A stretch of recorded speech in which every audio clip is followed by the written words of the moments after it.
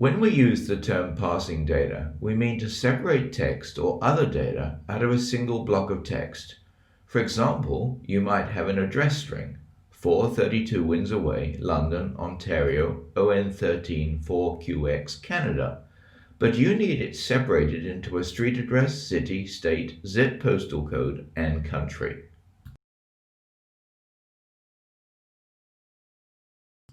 There are many different ways to parse data, and all of them have their place. But in this video, we're going to show you a very fast and efficient way of parsing a block of carriage return separated text. Normally, we would use the position function to get the position of the first and last characters in each row, and then we would use a combination of left, middle, or right functions to get the text we want. But this methodology is painstaking, slow, and requires a lot of trial and error to get it right.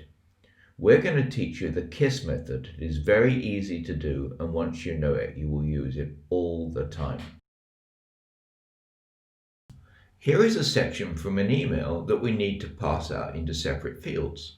Now, while we could extract the block itself, why not just copy it and then paste it? KISS. We looked at the block of text that we want to convert. Now, we could use the position function to find the beginning and the end of that block of text and then extract it that way. But that's a lot of extra work. So the simplest answer, and I always try and go for the simplest answer, is just copy it and paste it. So I'm now going to paste it into the field that I've set up. So there is the information in its raw form, and you'll notice that it's no longer boxed or in a grid. And so everything is done other than tabbing out of the field. And the moment we do that, all the information is split up into its component fields, which is exactly what you wanted. What you aren't seeing is that each line of text has a carriage return.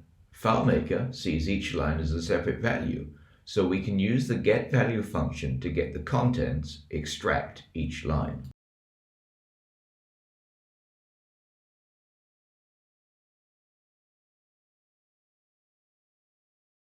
Here are the results, and we're halfway there, plus it has only taken a few minutes.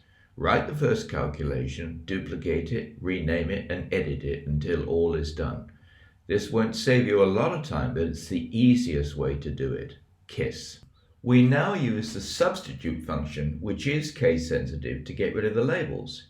Substitute, applicant, applicant name, quotation marks, where applicant is the name of the field and applicant name is the value of the label itself, and we replace that with 2 quotation marks or nothing. And then we use the custom function supertrim to get rid of any leading and trailing spaces. Supertrim, substitute, applicant, applicant name, quotation marks. Once again, you write the first calculation, duplicate it, rename it, and edit it. This will save you more time than the first set as the calculation is longer.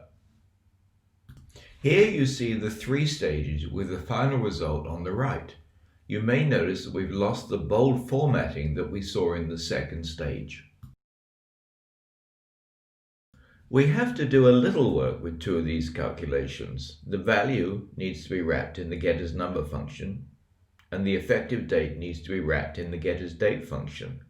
Additionally, the date sometimes comes in with different labels, so we have to include both variations in the function. getAsDate, supertrim, substitute, effective, policy effective, date entered, and you'll notice that we do this by enclosing each substitution within square brackets. You can, of course, simplify it by using a single calculation performing all 3 tasks: extract, substitute, supertrim. Supertrim, substitute, getValue, text, value 1, applicant name, substitute, quotation marks. Don't forget that the substitute function is case sensitive, and you can use this methodology with any block of text that has carriage returns, and especially don't forget KISS. I'm Michael Rashad. Thanks for watching.